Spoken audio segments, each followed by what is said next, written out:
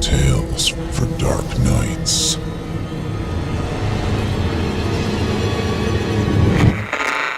Want to make sure you never miss a Chilling Tales for Dark Nights video again?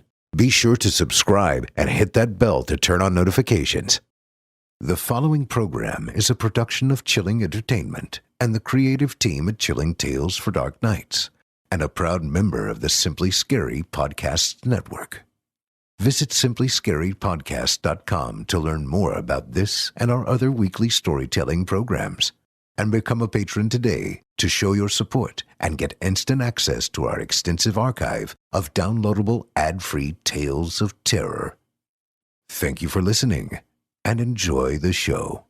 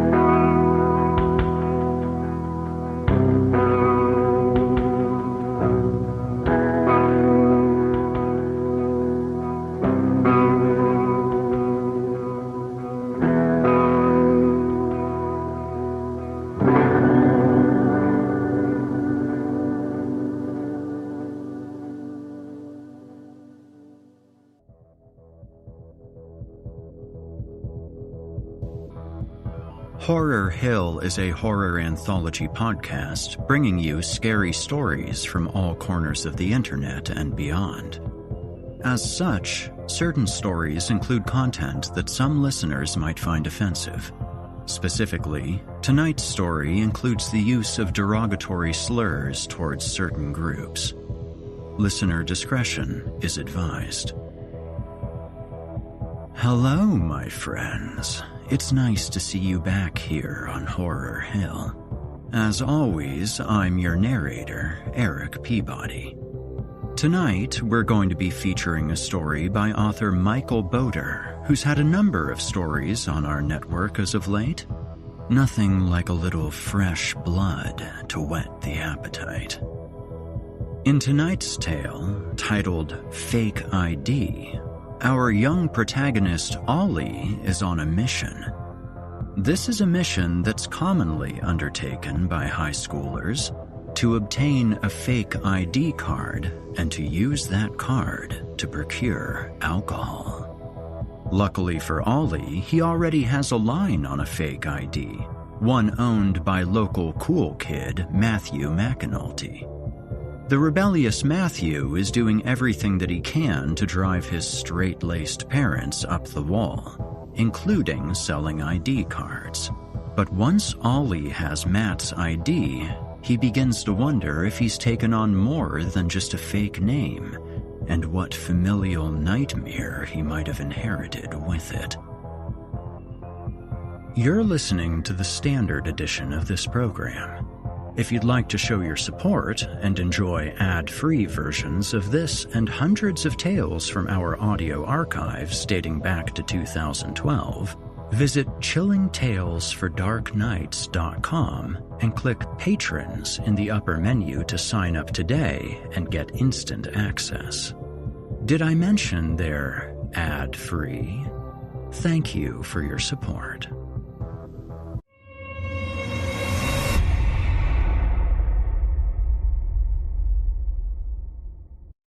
And now, from author Michael Botur, I present Fake ID. 1. I meet Matt McAnulty under the willow tree by the science block out the back of school. The branches drizzle droplets around us like a screen of freezing rain. It's a Friday afternoon, just us and an ocean of wet grass and a sky bruised with cold rain. Start of the weekend, pretty much. Everyone's gone off to their cabins and cottages and penthouse suites to get the fuck away from school. Me? I'm staying right here and getting lit. I don't care how cold it is. I've dressed up special. I'm scoring me a sweet-ass fake ID, and I'm gonna get me some cans of Cody's Bourbon and Coke and relax, yo.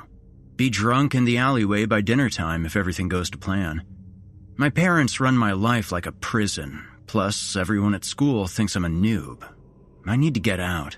Need some electricity in my gray Friday. I need a new life.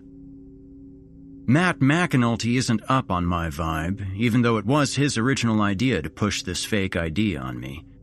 He's a senior, 18, ancient compared to me. He's seen a lot. He wants to take my desperate money quick, then say something mean and slink away. He's cold and cautious and disappointed on the best of days, and today, his jaw is like a hunk of wood. No chewing, no swallowing.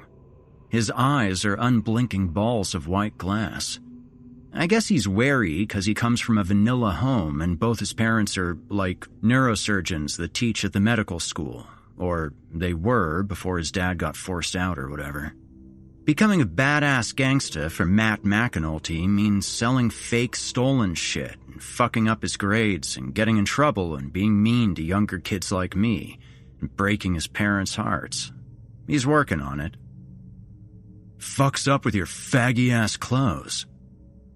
I've got a white church shirt on and a tie, the only tie I could find. It's got Snoopy and Woodstock on it. Thought I'd, look like I'm old and stuff. Make it easier to get the alcohol bought, know what I'm saying? I pressed two $20 bills into his hand for my fake ID.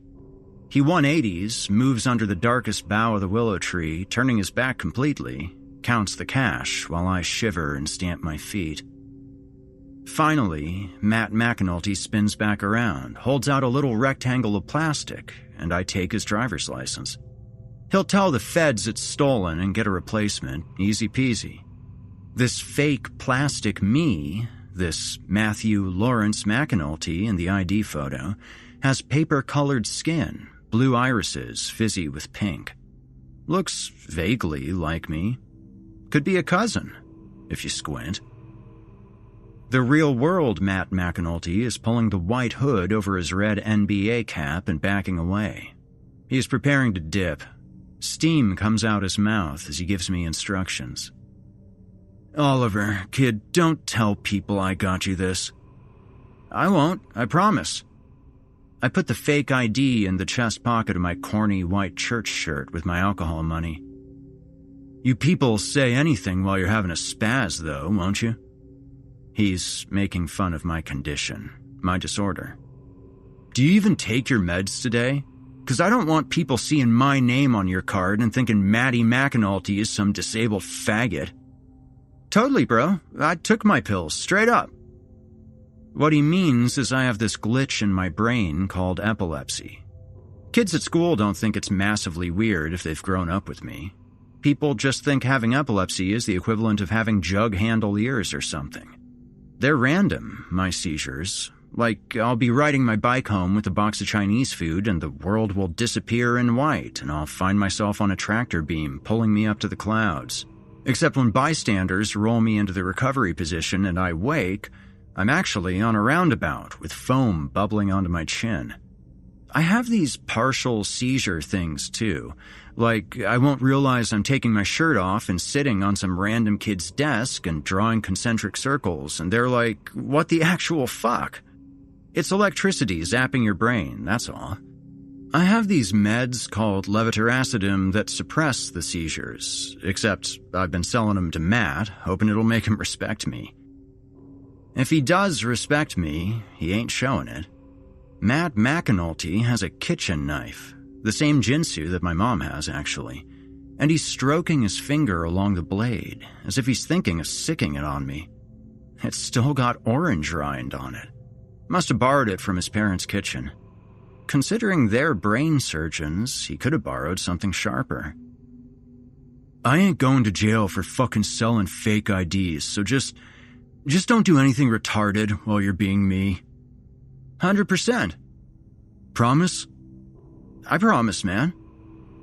Matt puts his knife away, jams his hands into his pockets, shoulders hunched, takes another step back, then looks around. He wants something from me before he goes. Like as if dumping his ID on me is dumping his actual identity, and he's anxious about saying later to it. Just like off the record and shit, what does it, feel like? Oh, my epilepsy? Thanks for asking, Matt. I guess it's like this glowing white fire, so bright that it rubs out everything. Like that Batman eraser you biffed at me that time? Then I wake up on the ground with a sore neck. Your muscles tense up real bad. Matt's jaw still doesn't move. He shifts away a few feet, leaves a trail in the dewy grass. There's partial ones too, where it's like I can see that my body's doing spastic stuff, but I don't control it, I tell him. My old man's into that Nero shit, so I don't know, bro. He'd love to get his hands on you. He pulls his white Echo hood up further. The hoodie looks brand new. His rich surgeon parents must have paid for the threads. He fiddles with his hood one last time, pulling it down, and takes a quick side-to-side glance to see if anybody will notice him being nice to a loser. Your seizures are your temporal lobe fucking up. Problems in your hippocampus, because that's like your control switchboard. He spits, grinds the spit with the toe of his puffy skate shoe. Brain stuff, G. It's just dinner table talk where I come from, know what I'm saying? You want me to come to your house for dinner, Matt? What? Shit, no. You don't want to meet my family, nigga. Anything happens with your fake ID... He begins, then searches for the ideal words. He's about to tell me he'll be there for me, just give him a text and he'll back me up. Anything happens, you don't know me. He runs towards Mrs. Hamilton's fence, which borders the school, vaults the fence, and disappears. I want to do the exact same. Shit, it'd be awesome to follow Matt McAnulty's footsteps, live his life, be his twin. But I wait 30 seconds, so I'm not walking up his ass. I take the route out of school, past the special needs retard unit, past the lemon bushes and neatly mown Bermuda grass. I mosey down Taradale Place, connect with Lincoln Road, suck a breath of air, and tell myself, you got this.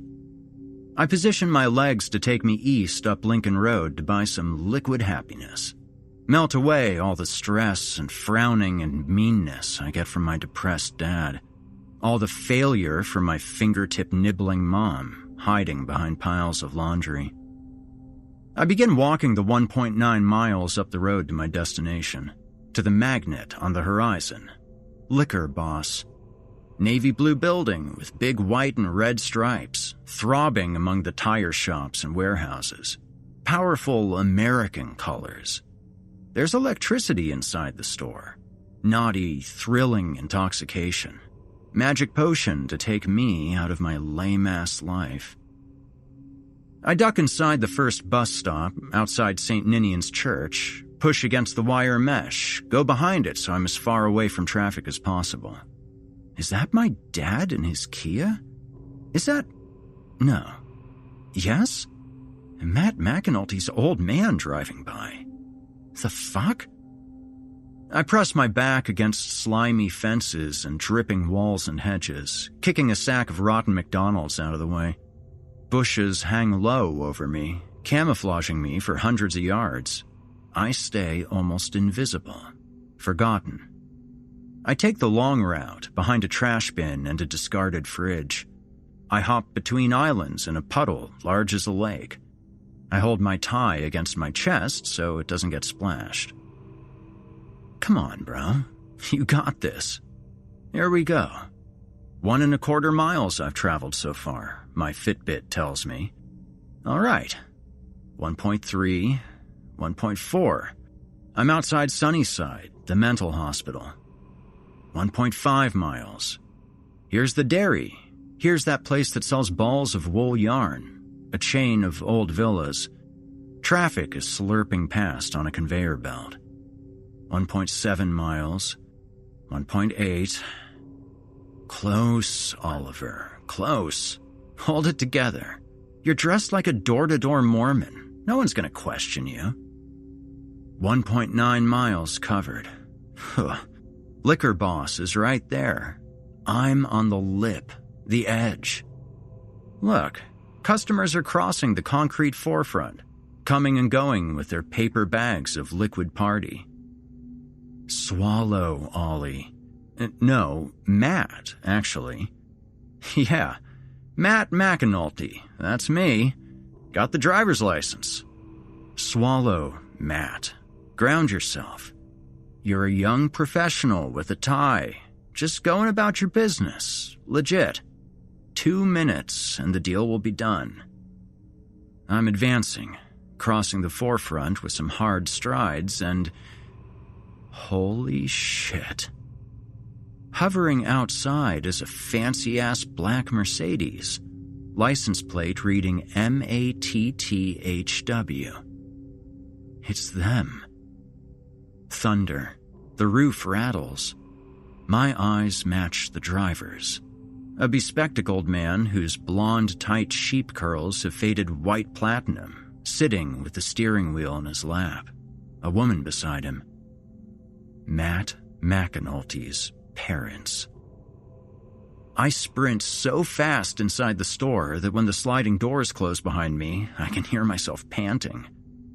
I straighten my tie, look around, pretend I know what to look for in this dim palace of bottles and boxes. In the dark end of the fishbowl, some woman is buying a whole basket of wine. I observe her actions, mimic her, turn to the shelf in front of me and select a bottle of hooch. God, it's heavy. Polish vodka, this shit. Silver label. I heft a bottle of cognac and some stuff called VSOP brandy with gold foil. I pretend to weigh a pair of Bombay Sapphire Blue Gin bottles, 2 for $50. Ruby Red Port. Shiraz wine. I just need to find my Cody's Bourbon and Coke and dip. Cody's is the only alcohol I can tolerate to get me fucked up. I've had the stuff just once, at this party at Glenagawa's place. It was sweet and jagged and hurt my throat like toxic waste, but it got me out of my head, away from my identity as a crippled loser. Clock's ticking, Ollie. Some sort of alarm's gonna go off. Get the merchandise and get the fuck out of here. I know the Indian dude at the counter is watching me. He's pressed a button that's lowering the ceiling panels, I'm pretty sure. I search the last few shelves. Merlot, no. Absinthe, looks poisonous. Creme liqueur, Scotch whiskey, Irish whiskey.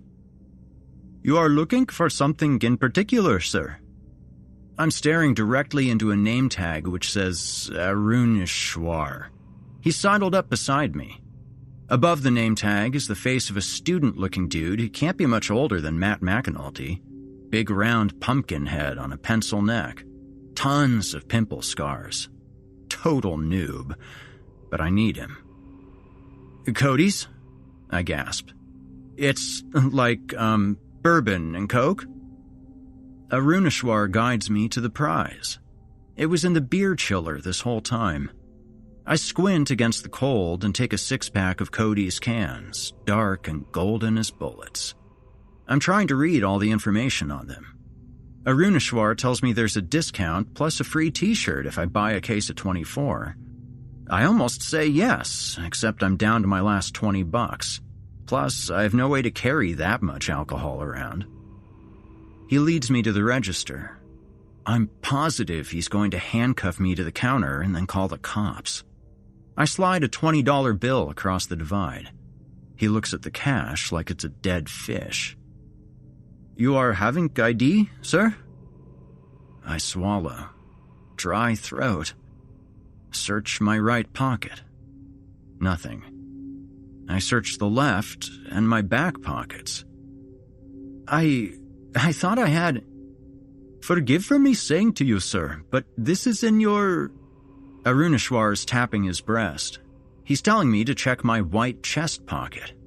The dude's right. My church shirt is so thin and flimsy you can see the ID from outer space. I slide it across the counter. He picks it up, almost sniffing it. "I'm Matt," a voice blurts. My voice. Fuck. I didn't tell my body to say that. Matt's identity is taking over. "Having you a good night, Matt," Aruneshwar says, smiling, and takes my 20 and hands me back $4 change. The glass doors slide apart. I'm baptized in the air outside. I can breathe again. I'm in heaven. Where to go now? Back to school, yeah. The retard block is the nicest place to hang. I can play with the plastic trucks and wood blocks while I drink my 6 gold cans. Lie down in the sandpit when I get too drunk. Think about how I'm like Anne Frank or something and everyone's mean to me and they'll regret it when I'm gone. Maybe I'll leave a diary. Under the overhang, I hear thunder stomping the earth. Birds scatter, flapping for somewhere sheltered, but it's cool. It's an omen. It's the world clearing its throat to say it's ready for me. Old Ollie reborn as Gangsta Matt, hard drinker. I step out from under the overhang at the liquor store, scope the street, and take a single step back towards school. I'm blocked immediately. The Mercedes drifts in front of me. They were undercover, the people inside. Feds, narcs, without a doubt. A man who looks like Matt McAnulty plus 30 years, drained, baked, bleached, tired hair with filaments of silver, reaches from the driver's seat to the back and opens a backseat door. "Hop in, son." Before I can tell them that I'm not their son, or ask how they think they know me, or swear I'm just a faithful missionary going door to door, I'm trapped. 2. 2 grown-ups in the front. Matt's dad driving, Matt's mom with her hands in her lap, admiring the view as the car hoovers up Lincoln Road, sucking each wet yard under the front. I bury myself in the velvety upholstered darkness in the back, clutching my precious cans as if I could possibly come up with some explanation for the alcohol. They're driving me to the police station. I guarantee it. They'll frisk me. My fake ID will get me in a shitload of trouble. My life is totally fucked. Except they're super mega nice. Teeth and shiny lips and eyes creased with joy as they give me a lift home. They're bursting with conversation and asking me what heat setting I'd like the air conditioning on, and it's making me awkward as fuck. I'm nervously half listening to Matt's dad talk about the roadworks and when the council are going to trim those poplar trees brushing against the power lines. Then he's going on about his career and how much he loves my dear Lynn, and how they fell for each other at medical school and shit. So that was us. Married her on the spot, give or take 3 years of angst. Matt's dad is going. Pretty damn cheerful for a dude who apparently lost his job at the university hospital for malpractice or something. I could have been wrong on that count, though. Anywho, young child, pray tell. You've got your supplies. Where's the party at tonight? Wish we could come, the doctor mom adds. She does a little clap like a bipolar street corner nutcase, so enthusiastic that she bumps her own glasses off her nose. Are these jokers in a cult or what? So fucking cringe. I tumble along the rapids with these guys, lurching against the seatbelt as we slow for red lights. So you guys are like doctors, huh? I ask the front of the car. Past tense, Matt's dad goes. We were. Understood, I say, not understanding. We've arrived at the end of our subservience to the medical establishment, Matt's mom says, staring hard into the rearview mirror. Free to do as we wish these days, the dad adds. Every man's dream, huh? Totally.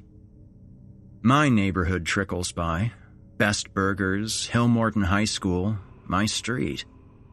I'm expecting sirens, handcuffs, a SWAT team hard stopping the car, except we've turned into Jacaranda Crescent, which glows briefly orange as the dusk burns out, and we slow down in front of a big, empty, bush-leafy park with a path. Except it's not a path. It's a driveway. These guys' property is so vast that it disappears from the street. Everything's blue now. Night's falling. There's a full 30, 40, 50 seconds of bending up the driveway before we slow outside some mansion in the middle of nowhere, and Matt's dad yanks the handbrake up. "My good sir," he says with that fake, phony, upper-class cheeriness like he's performing on stage in a musical. "I do believe we have arrived." They split open this big, thick pane of frosted glass. Turns out it's a door. The place opens up. Their house is so big there are like 6 different directions my head wants to turn. There's the marble foyer with its lake of thick red rug and carpeted stairs. They have an alarm with like a facial recognition thing. They have framed photos of Matt McAnulty on the wall. Him at 5, blonde, freckled, on Santa's knee. Matt, age 10, almost as tall as his dad, the 3 of them in a shopping mall photo booth. Framed snippets of Matt's athletics results from the school newsletter. Ink prints of Matt's baby feet. Photos of these guys' careers, too. Stethoscopes on their necks, blue gowns and face masks and goggles. A picture of Matt's dad graduating, robed in black. A picture of Matt's mom with some medical-y type people in front of the Chicago Opera House. A photo of Mrs. McAnulty shaking Barack Obama's hand, even. They seal the door behind me. It feels final, like the outside's never coming back. My dick has retreated up into my stomach. Where the chandelier light doesn't reach, the house is black. Matt's mom's hands land on my shoulders. Soft fingers. I realize the mom is short and dark, almost black, like Indian, maybe. She can't be Matt's birth mom. Maybe the dad killed Matt's mom early on or something. She has black hair, eyebrows like dark smudges, but she's got nice bulgy curves, and I like the way her hips bump into me as she licks her finger and wipes some goo off my forehead. "Dinner's ready and waiting, my love." She tugs me through this room with paintings all over the wall and into a kitchen with copper pots dangling over an island. They've left the oven going while they've been out, cruising for kids, picking up random dudes like me, and Mr. McAnulty is rising from floor to island, putting down another steaming tray of gold with his oven mitts. The dude's put an apron on. His spectacles fog up. There are glasses of wine in these guys' hands all of a sudden, and they're smiling down like angels. Makes sense, 'cause I've arrived in heaven. The island is overflowing with golden, salty, fried, crispy deliciousness, fingers of steam swirling into the blackness of the ceiling. In front of me is a dish of chicken nuggets, a pan of beer-battered fries, a platter of epic, mouth-drooly fried chicken. Tater tots, chicken tenders, barbecue sauce, Thousand Island dressing, sweet chili sauce, and, oh my God, literally, you can't be serious, mini corn dogs, my favorite. I eat like an octopus, reaching across with my right arm while my left snakes under it. 2 sides of my body, each at work. I'm filling a white plate with brown crispiness, while at the same time, I'm pulling the deliciousness directly into my mouth to get as many calories down me as quickly as I can. Thank heaven, God, Buddha, the Jewish God, whoever, man. At home, this would be like 8 different treats across 6 months. I'm wiping my mouth and accepting the knife and fork that Mrs. McAnulty's handing me when I finally catch my breath and go, "Sorry, you guys, just hungry is all. My folks kinda don't remember to save dinner for me sometimes 'cause they're breaking up and stuff. Don't apologize, son. Sorry, Mrs. Hush now, it's Lynn, or Dr. Lynn. Sorry, Dr. Lynn. Here, let me help you with that. Doctor's orders, I insist. She's talking about my alcohol. While I've been stuffing myself, I've been clutching my cans of sweet bourbon. The bag's really crumpled and the cans are close to falling out. Mr. McAnulty's squeezing my shoulder and I'm yielding. I'm letting go. I'm coming undone, and my precious cargo is sliding into his soft, warm dad hands. About those drinks of yours, he begins. My mouth goes dry. I'm about to get massively told off. Detention, getting grounded, cops, juvie. Anything could happen. It's beer o'clock, huh? The world unpauses, and instead of narking on me, Matt's dad cracks a can open with strong fingers and pours the stinky Coke into a glass. It fizzes and reeks like a recycling bin. You've earned this. Un assassin petit? Breaking a pill in half and sprinkling the contents into my drink. He has the orange half of a digestible pill casing in his right hand, the white half in his left. His wife leans into him, caressing him and staring down like they're admiring a new Labrador. Apparently, I'm the fucking Labrador. Drink up, Mr. McAnulty goes, lifting my glass to my lips. Mrs. McAnulty rubs my throat as they perform their two-person act, and I'm so woozy I don't even notice the drink disappear down me. After shoving more food behind my teeth, I realize I'm drunk off just one sip.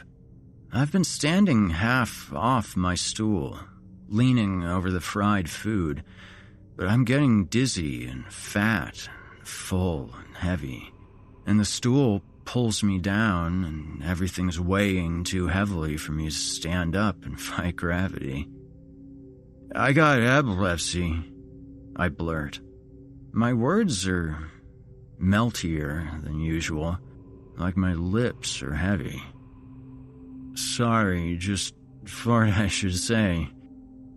We know, the mom goes, beaming down, her eyes half closed with contentment, like she's drifting off to sleep. We've done our research. You're truly special, child. Ever heard of Roger Sperry, son? No? Was it Sperryson?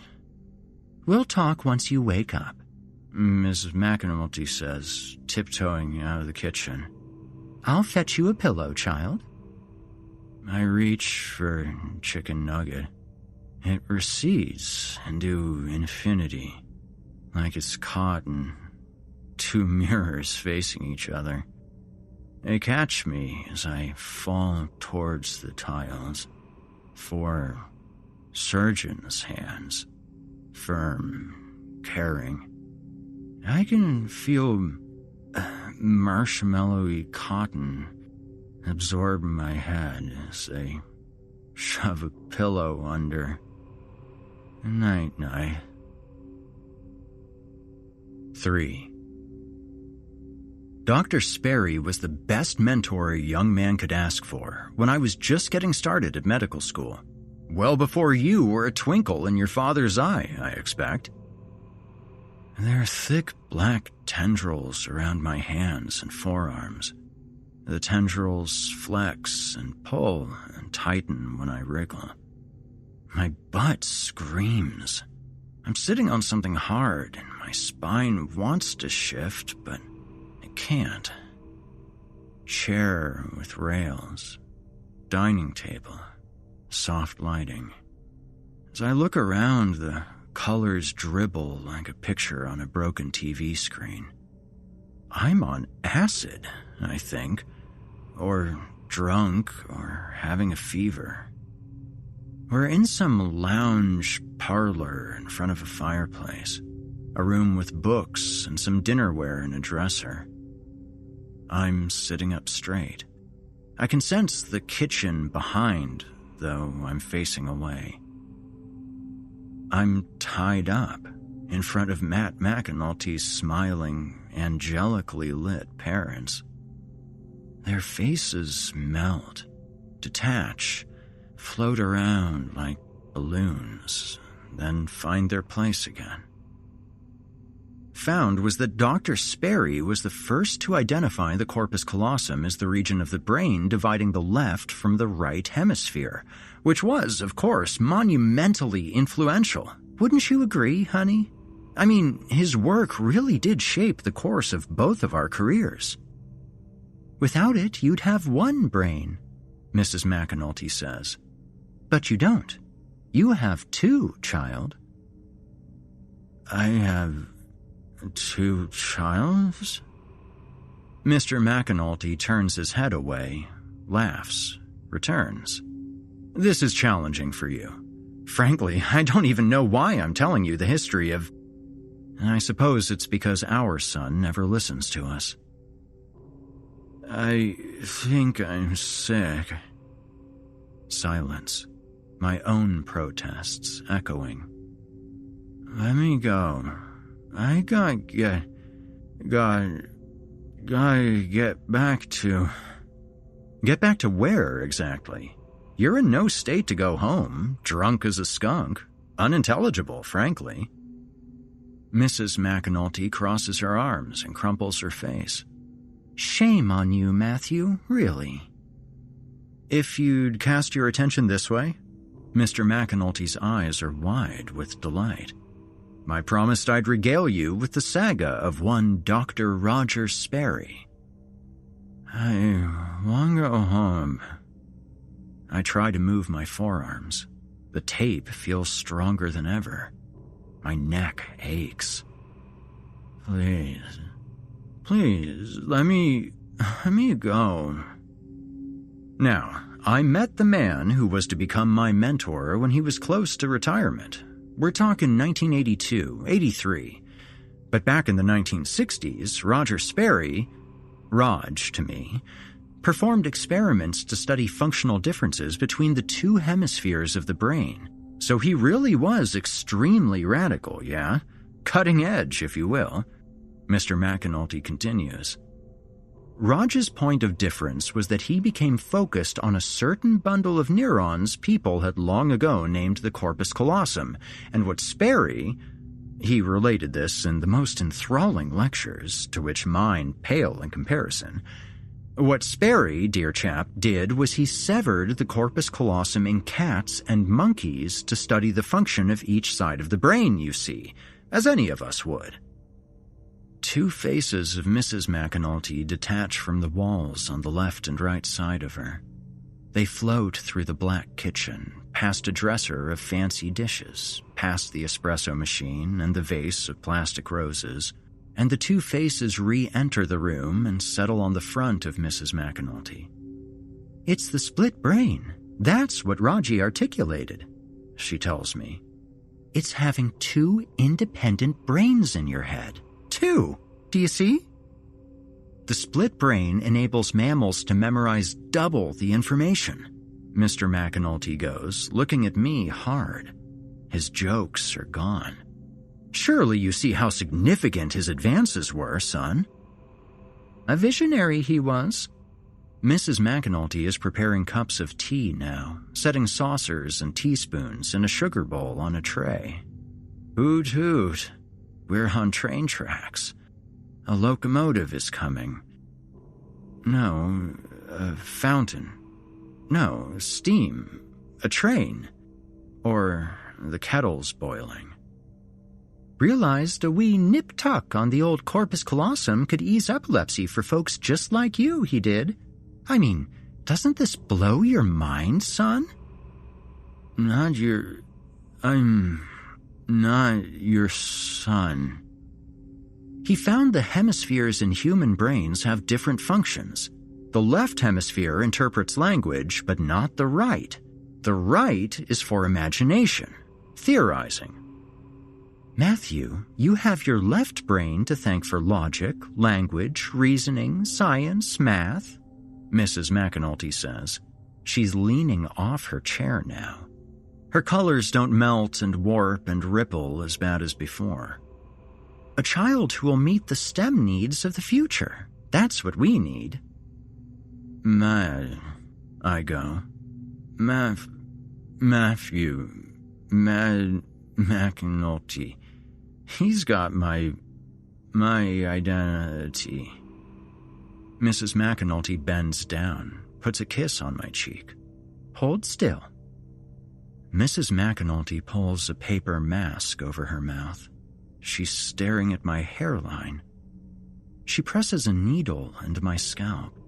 My head was throbbing before.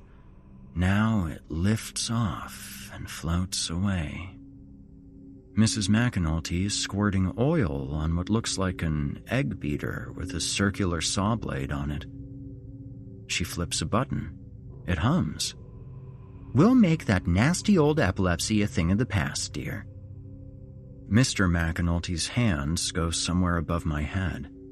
The patch of wall I'm facing stays steady as Mrs. McAnulty runs her egg beater slowly along the side of my face above my ears. Thub, thub, thub. When the bent-over position hurts her back too much, she moves around about 2 feet. Pink icicles form above my eyes, drop and splash. My eyelashes shake. Something purple squirts, hits a wall, trickles down onto the armoire. Then I'm seeing Mrs. McAnulty upside down on my left side, standing on the ceiling, and so is Matt's dad. They've swapped positions, and finally she's in front of my eyes, switching the egg beater saw off and resting it on a metal trolley. Easy peasy lemon squeezy, she tells me from the ceiling warmly. Halfway there, hang tight. With Mrs. McAnulty lifting on the left and Mr. McAnulty lifting on the right, they remove some annoying thing that's been sitting on top of my head. It's an eggshell with bluey pink squiggles on the white inside, and lots of spiky blonde hair that looks like mine. I think someone put a bicycle helmet on me that I'd never noticed. Mr. McAnulty smiles as he crouches in front of me, placing a rubber ball under my chin to hold my head straight. I'm feeling air riffling through my hair. Light summer crickets. Relief. Thanks, guys, for taking off. Stay as still as you can, he tells me.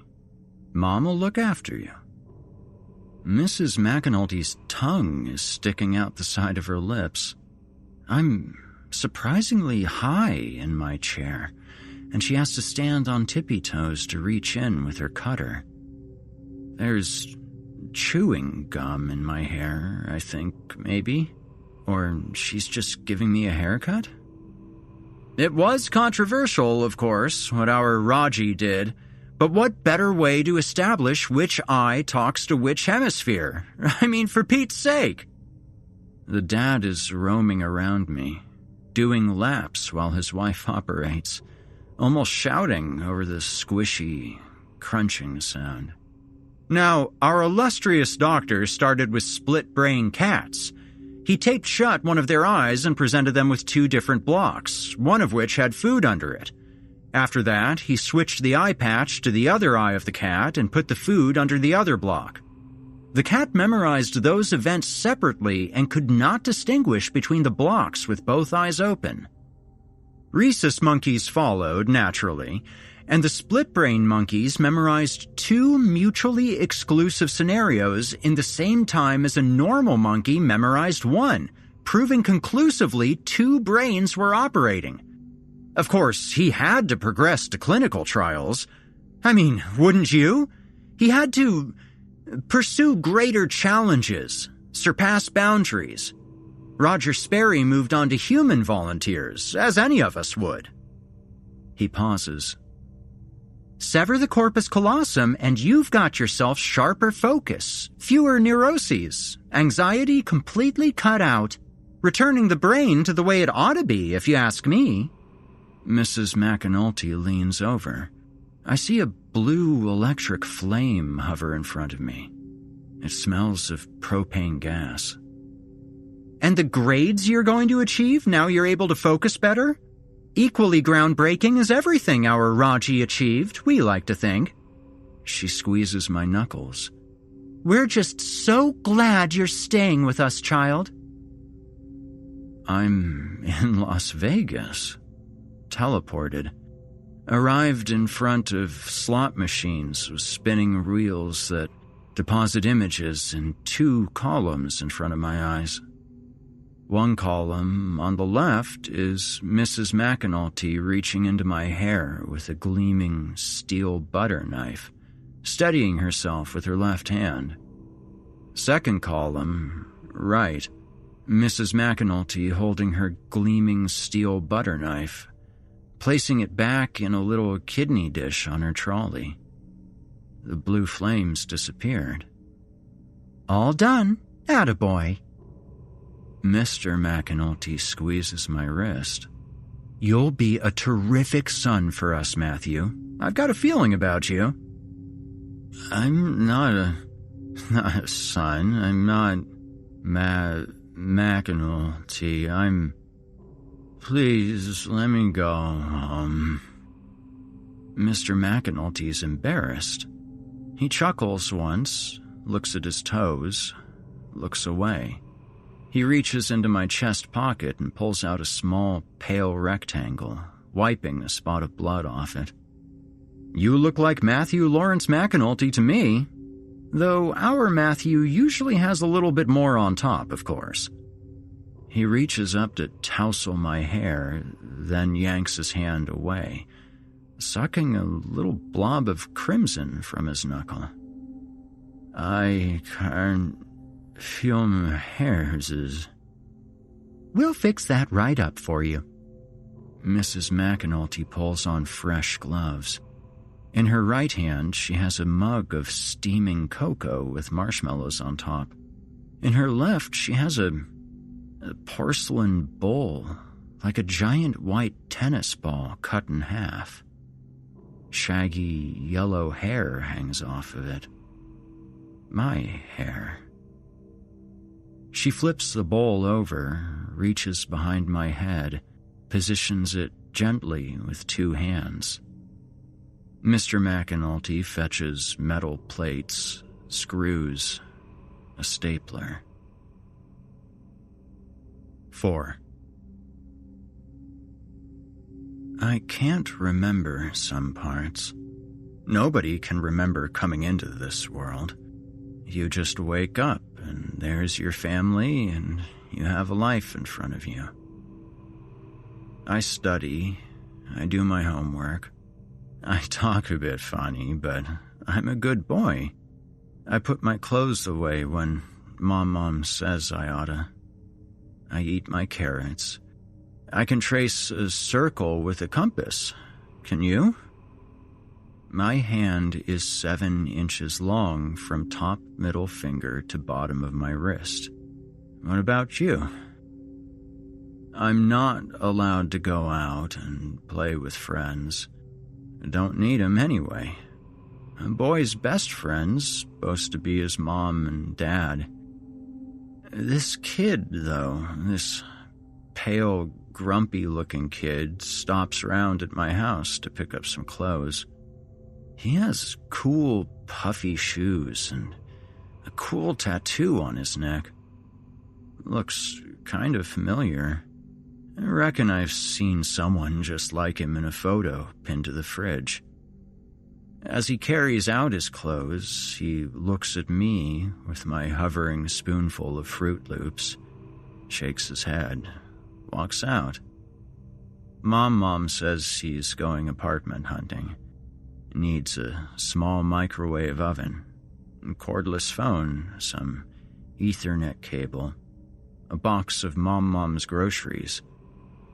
Mom talks to him on the porch.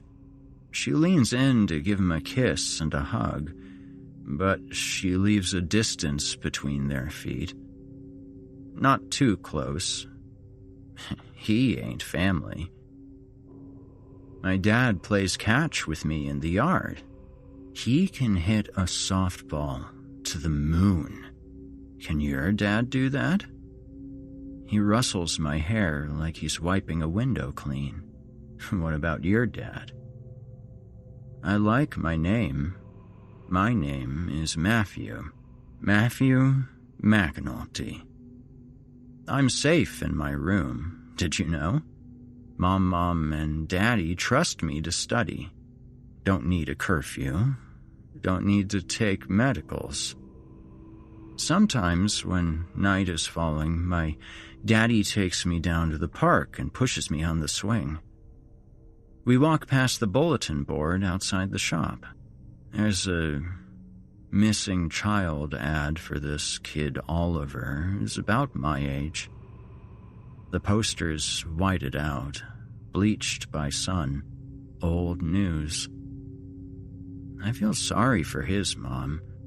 I don't think the kid's coming back.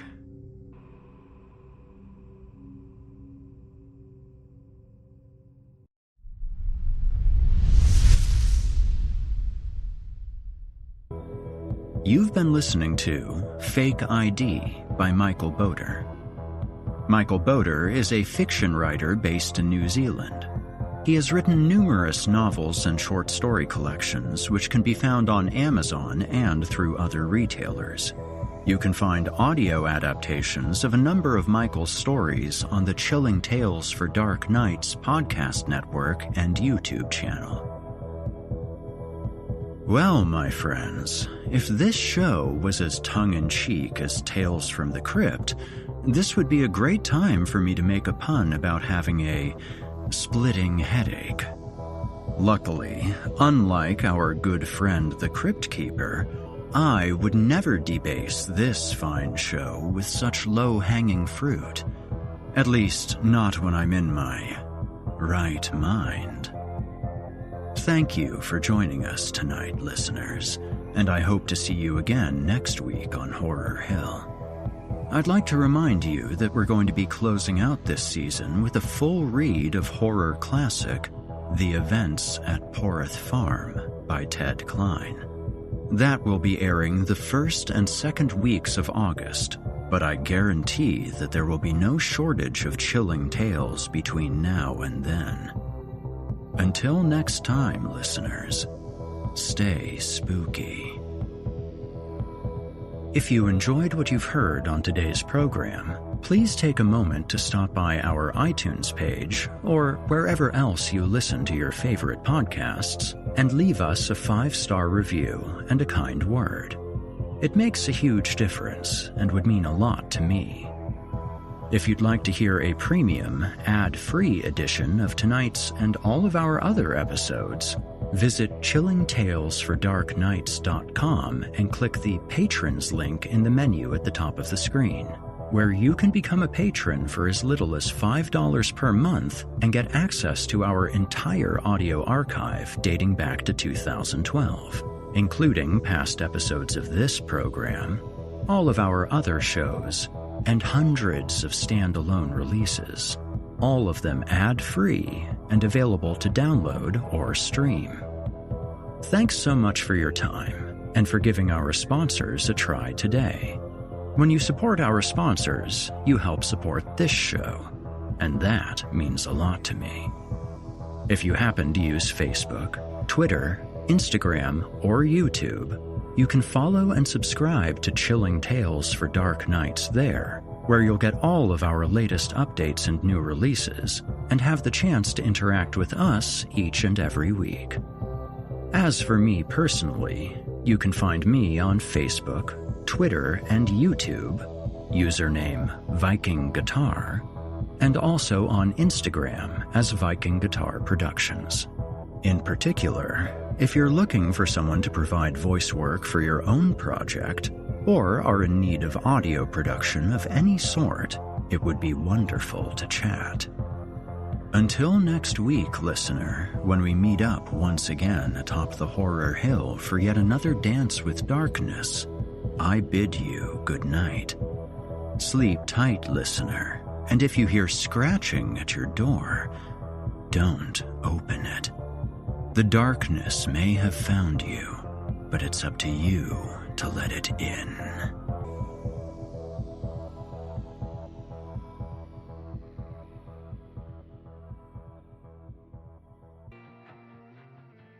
You've been listening to the Horror Hill Podcast, a production of Chilling Entertainment and the creative team at Chilling Tales for Dark Nights, and a proud member of the Simply Scary Podcast Network. Visit simplyscarypodcast.com today to learn more about our network and our other amazing storytelling programs. Tonight's episode was hosted by, and its featured tale performed by, yours truly, Erik Peabody. Selected stories have been adapted with the kind permission of their respective authors. Original music provided by Nikki McSorley and Erik Peabody. Finalization by Craig Groshek and S.K. Brown. Got a terrifying tale of your own that you'd like performed? I take submissions. Email it to us today at submissions@simplyscarypodcast.com to have your work considered for future production. If you enjoyed what you heard on tonight's program and are joining us on your favorite podcast app, please subscribe to us to make sure you never miss an episode, and leave us a 5-star review and a kind word. Your feedback means a lot to me. You can also follow Chilling Tales for Dark Nights and yours truly on social media to connect anytime and get the latest updates on this and our other programs. If you're listening on the Chilling Tales for Dark Nights YouTube channel, do us a favor and hit the subscribe button and the bell notification icon as well to get more spooky tales from me and the crew and another episode of this program each and every week. And don't forget to hit the thumbs up button to let us know how we're doing and leave us a kind comment. Lastly, don't forget to visit us at chillingtalesfordarknights.com and consider supporting the team by becoming a patron. In addition to helping us out, you'll get exclusive access to our audio archives and ad-free downloads of all of your favorite stories, including those you've heard on this program.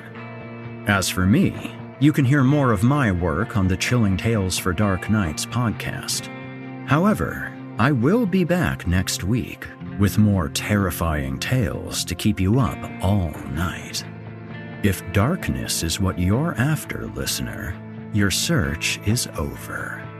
Yet, let it be known, you haven't found the darkness. The darkness has found you.